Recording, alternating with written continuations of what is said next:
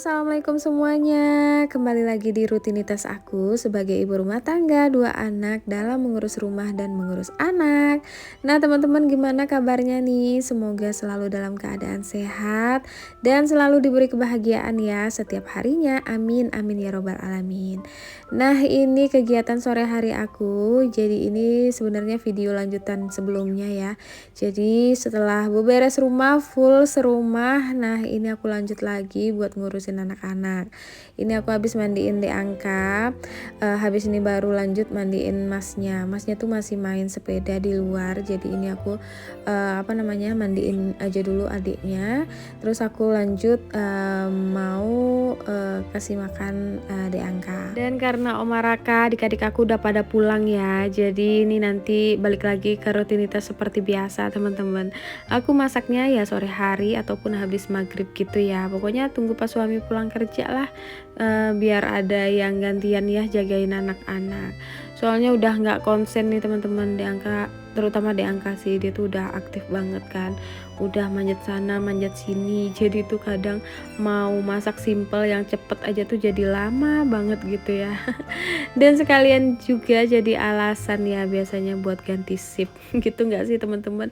Aku tuh kalau suami pulang kerja tuh yang diharapkan tuh cuma buat ganti shift aja jagain anak-anak ya, nggak perlulah bantuin apa-apa, cukup bantu gantian jagain anak-anak aja tuh udah seneng banget rasanya gitu. Kalau teman-teman apa nih kadang yang diharapin kalau suami-suami pulang kerja? Nah, ini udah selesai nih, aku kasih makan Deangkanya, alhamdulillah habis. Nah, ini aku lanjut nih buat cuci piring teman-teman sebelum maghrib ya. Ini cucian piringku tuh masih ini udah numpuk banget soalnya kan dari pagi, berarti dari pagi ya aku tuh beres-beres rumah. Nah, jadi nggak sempat buat cuci piring. Nah, teman-teman tuh yang minta aku videoin rutinitas aku dari pagi sampai malam nih, bisa dilihat aja aktivitas aku ya. Aku tuh kadang mager buat videoin kan, karena biasanya kan kepotong sama tidur siang atau ngelonin anak-anak gitu ya. Dan aku tuh males lagi gitu buat ganti kostum biasanya. Kadang pengen sih videoin gitu ya rutinitas aku dari pagi sampai malam gitu. Cuman ya itu kadang tuh mager gitu buat gonta-ganti kostum, kan biasanya sholat juga ganti kostum gitu ya karena udah berkeringat-keringatan gitu kan. Ya pokoknya sama aja sih rutinitas ibu rumah tangga pada umumnya lah ya. Atau teman-teman bisa nonton yang video rutinitas pagi aku, rutinitas malam aku. Nah, kira-kira kayak gitulah gambarannya ya teman-teman. Tapi itu pun kadang nggak semua juga ya bisa ke-record, kayak anak tiba-tiba pup lah, anak tiba-tiba muntah atau main air. Nah, justru kayak gitu-gitu tuh hal kecil yang bikin kita jadi nggak bisa istirahat sebentar aja gitu ya teman-teman. Jadi bukannya ngeluh atau apa ya jagain anak-anak, tapi emang karena kan capek ya. Nah, oke teman-teman, lanjut lagi nih, aku mau masak. Nah, ceritanya aku mau masak rendang daging nih teman-teman. Tapi kali ini nanti aku masak rendang dagingnya super gampang banget, super simple banget, karena aku pakai bumbu rendang instan rendang gadih ini teman-teman. Nah, mungkin sebagian teman-teman udah pada tahu kali ya. Nah, walaupun ini tuh bumbu rendang instan ya, tapi produknya ini tuh tanpa pengawet kimiawi sama sekali teman-teman. Dan ini tuh diklaim tahan selama 6 bulan di suhu ruang. Kenapa bisa tahan gitu ya walau tanpa pengawet? Nah, karena rendang gadih ini tuh menggunakan teknik sterilisasi yang menggunakan uap bertekanan sehingga bakteri pembusuk makanan menjadi mati.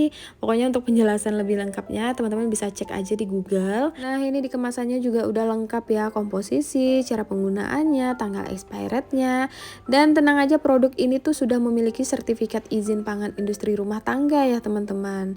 Nah, untuk produknya ini diproduksi langsung di Kota Payakumbuh City of Randang. Oke, sekarang langsung aja mau aku cobain, nanti kita lihat hasilnya dan aku share ya bagaimana rasanya.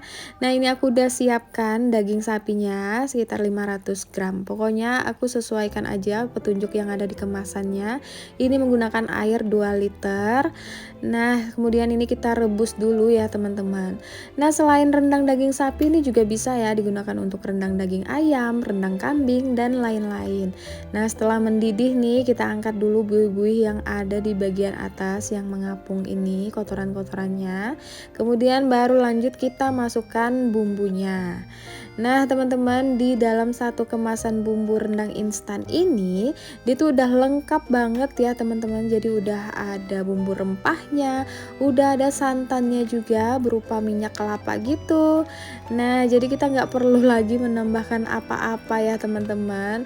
Pokoknya di dalam produk ini tuh udah lebih dari 10 jenis rempah dan rimpang asli Indonesia dan tidak menggunakan MSG sama sekali. Dan tidak perlu menambahkan santan juga teman-teman, karena sudah ada santan yang telah dimasak di dalamnya berupa minyak kelapa ini. Jadi benar-benar praktis ya teman-teman. Ini untuk yang tidak bisa masak sekalipun pasti bisa bikin rendang daging ini. Oke, ini langsung aja aku masukin bumbu rempahnya ke dalamnya. Nah setelah ini kita rebus kembali sampai si dagingnya itu empuk ya teman-teman.